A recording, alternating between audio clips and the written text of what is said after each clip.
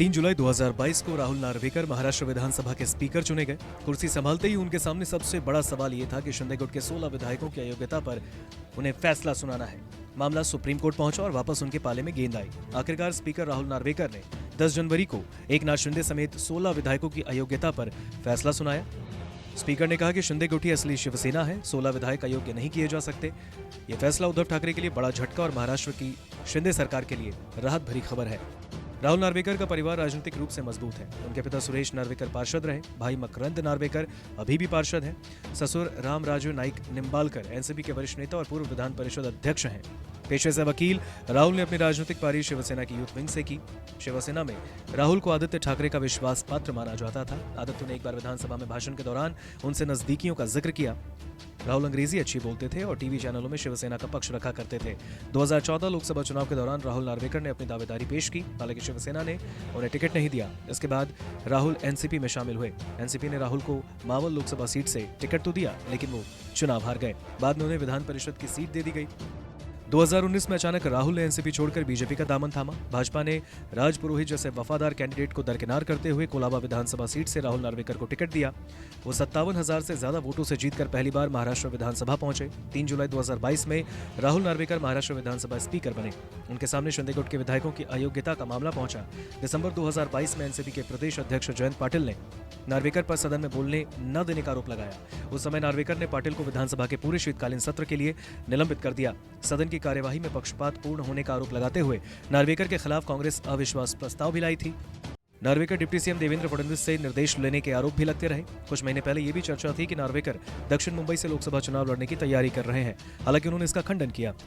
अब इस पूरी कहानी की शुरुआत हुई थी एकनाथ शिंदे समेत 15 विधायकों की बगावत से। सुप्रीम कोर्ट ने कहा कि वो शिंदे और 15 अन्य विधायकों को तत्कालीन मुख्यमंत्री उद्धव ठाकरे के खिलाफ बगावत करने के लिए अयोग्य नहीं ठहरा सकता।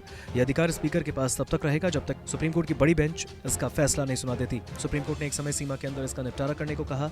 महाराष्ट्र विधानसभा के मौजूदा स्पीकर बीजेपी के राहुल नार्वेकर हैं। उन्होंने करीब 7 महीने का वक्त लिया। इसके बाद 10 जनवरी 2024 को अपना फैसला सुनाया। स्पीकर ने कहा कि शिंदे गुट ही असली शिवसेना है, इसलिए विधायक अयोग्य नहीं किए जा सकते। सुप्रीम कोर्ट वकील विराग गुप्ता के मुताबिक जब चुनाव आयोग ने शिंदे गुट को शिवसेना दे दी थी और सुप्रीम कोर्ट का फैसला आया था, उसी वक्त स्पीकर के इस फैसले की बुनियाद बन गई थी। स्पीकर ने कहा कि शिवसेना का 2018 का संविधान चुनाव आयोग के पास नहीं था, जिसमें पार्टी प्रधान को ताकतवर बनाया गया। 1999 के संविधान के मुताबिक शिंदे गुट के फेवर में फैसला दिया गया। विराग गुप्ता के मुताबिक चुनाव आयोग के पास संविधान भले नहीं था, लेकिन ये संविधान एग्जिस्ट करता था। 2018 में विधायक दल के नेता के रूप में शिंदे की भी उसमें सहमति थी। वो इस एडमिटेड फैक्ट से इनकार कैसे कर सकते हैं। महाराष्ट्र विधानसभा में इस वक्त 286 विधायक, बहुमत के लिए 144 विधायक चाहिए। स्पीकर राहुल नार्वेकर के 16 विधायकों को अयोग्य घोषित न करने के फैसले के बाद विधायकों की संख्या में कोई बदलाव नहीं होगा। बीजेपी के 104, अजीत पवार गुट के 41 और शिंदे गुट के 40 विधायकों के साथ शिंदे सरकार बरकरार रहेगी। 1985 में संविधान में 52वां संशोधन करके 10वीं अनुसूची जोड़ी गई। इसमें विधायकों और सांसदों के पार्टी बदलने पर लगाम लगने के प्रावधान थे। बताया गया कि दल बदल की वजह से किनकी सदस्यता खत्म हो सकती है। पार्टी लाइन से बाहर जाने वाले विधायकों की अयोग्यता पर फैसला इसी आधार पर होता है। 10वीं अनुसूची के पैराग्राफ 6 के मुताबिक स्पीकर या चेयरपर्सन का दल बदल को लेकर फैसला आखिरी होगा। पैराग्राफ 7 में कहा गया है कि कोई कोर्ट इसमें दखल नहीं दे सकता। हालांकि 1991 में सुप्रीम कोर्ट की संवैधानिक बेंच ने 10वीं अनुसूची को वैध तो ठहराया, लेकिन पैराग्राफ 7 को असंवैधानिक करार दे दिया। यानी अब स्पीकर के फैसले की भी समीक्षा हो सकती है। सुप्रीम कोर्ट के वकील विराग गुप्ता के मुताबिक इस फैसले के खिलाफ उद्धव ठाकरे गुट सुप्रीम कोर्ट जाएगा। उसमें अगर नोटिस इश्यू हुई और जवाब मांगा गया तो उसमें लंबी सुनवाई होगी। तब तक हो सकता है कि महाराष्ट्र के चुनाव भी हो जाए।